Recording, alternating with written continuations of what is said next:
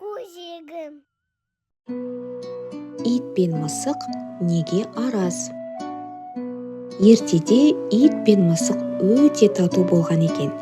Екеуін де адам асырап, үйінде ұстапты. Күндердің бір күнінде бір адамның май сіңген тері дорбаға салып, сақтап жүрген алтыны жоғалады.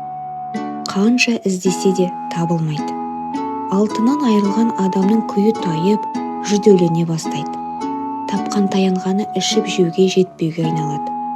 Мұны көрген ит пен мысық қатты қынжылып, қожасын жоғалған алтынын іздеуге кіріседі. Екеуі ой қырды аралап, бармаған тауы, баспаған жері қалмайды. Ақыры титықтап үйлеріне қайтады. Ит пен мысық ұнжырғасы түсіп, үнсіз келе жатқанда, кенет қожасының май сіңген дорбасының иісі мұрындарын жарып жібере жаздайды.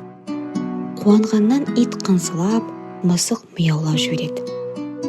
Ит айнала жүгіріп, тіміскілеп, ақыры бір тышқанның інін тырналап қаза бастайды. Мысықтың қуанышы қойнына сыймай, аңдып қарап отыра береді. Ит көп азаптанып, тышқан інінің түбіне жетсе, алтын салынған майлы дорбаны тышқан тығып қойған екен. Ит: «Мынаны көрдің бе?» деп алтынды мысықтың алдына лақтырып тастайды. Мысық сол кезде иесіне жақсы атанбақ болып, иттен бұрын алтынды ала қашады. Мысық үйдің төбесімен қырғи жүгіріп, иесіне жетеді де алтынды тастай салады. Мұны көріп, қожасы қуанып кетеді. Мысықты бауырына басып, сипалай береді. Сөйтіп тұрғанда қара терге түсіп, сабалақ-сабалақ болып, арсаландап, ит те жетеді.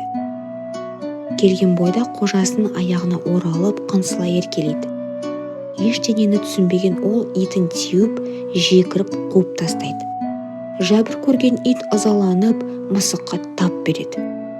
Қожасы арашалап, екеуін зорға айырып алады да мысықты үйіне алып кетеді. Сол күннен бастап итті үйіне жолатпайды. Мінекей, содан бері ит пен мысық бірімен бірі араз болып қалыпты.